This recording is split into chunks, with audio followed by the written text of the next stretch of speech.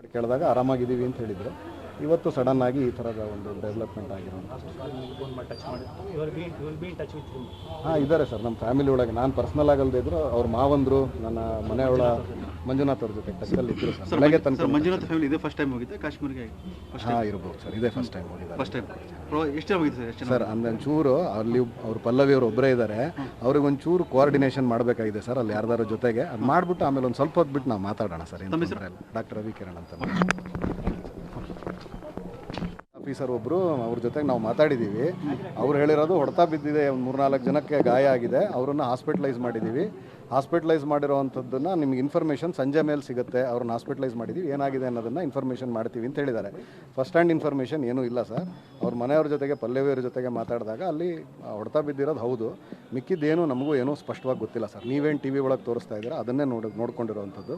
ಬೇಕಿದ್ದು ಬೇರೆ ಇನ್ಫಾರ್ಮೇಷನ್ ಗೊತ್ತಾದರೆ ತಕ್ಷಣ ಹೇಳ್ತೀನಿ ಸರ್. ಕೆಲವು ಫೋನ್ ನಂಬರ್ಸ್ ಸರ್, ನನ್ನ ಹೆಂಡತಿ ಅಣ್ಣ ಅವರು, ನನ್ನ ಹೆಂಡತಿ ಅಣ್ಣ ಅವರು, ಹಾಗಾಗಿ ನನಗೊಂದು ಅಲ್ಲೊಂದು ಸ್ವಲ್ಪ ನಾನು ಫೋನ್ ಕೋಆರ್ಡಿನೇಷನ್ ಮಾಡ್ತಾ ಇದ್ದೀವಿ ಸರ್ ಅವ್ರ ಜೊತೆಗೆ.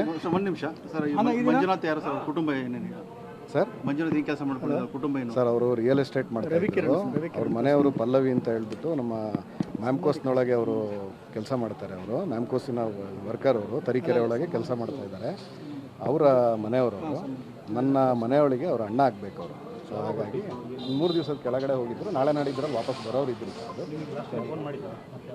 ಅಂದರೆ ನಮಗೆ ವಾಟ್ಸಪ್ನೊಳಗೆ ನಾವು ನೋಡ್ತಾ ಇದ್ವಿ ಸರ್. ಇವತ್ತು ಬೆಳಗ್ಗೆ ತನಕ ಎವ್ರಿಥಿಂಗ್ ವಾಸ್ ನಾರ್ಮಲ್.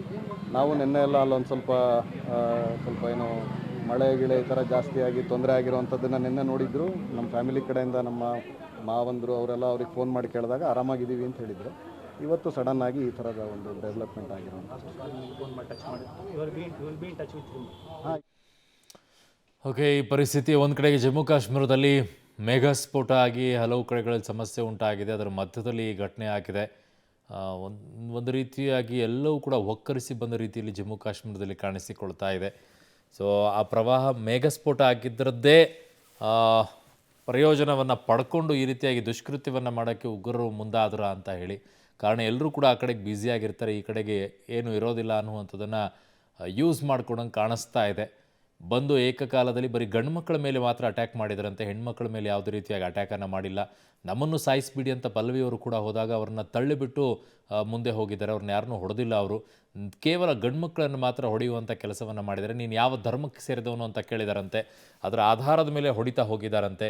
ಅಂದರೆ ಮಾನಸಿಕತೆಯನ್ನು ನೋಡ್ಕೊಳ್ಳಿ. ಈ ವಿಚಾರದಲ್ಲಿ ನಾನು ಆಗಲೂ ಕೂಡ ಹೇಳ್ತೀನಿ, ಪದೇ ಪದೇ ಹೇಳ್ತಾ ಇದ್ದೀನಿ, ಅಂದರೆ ಹಲವು ಬಾರಿ ಕೂಡ ಹೇಳಿದ್ದೀನಿ, ಇಂಥ ಕೃತ್ಯವನ್ನು ಮುಸ್ಲಿಂ ರಾಷ್ಟ್ರಗಳು ನಿಂತ್ಕೊಂಡು ಬಗೆಹರಿಸಬೇಕು, ಇಲ್ಲದ್ರೆ ಆಗಲ್ಲ.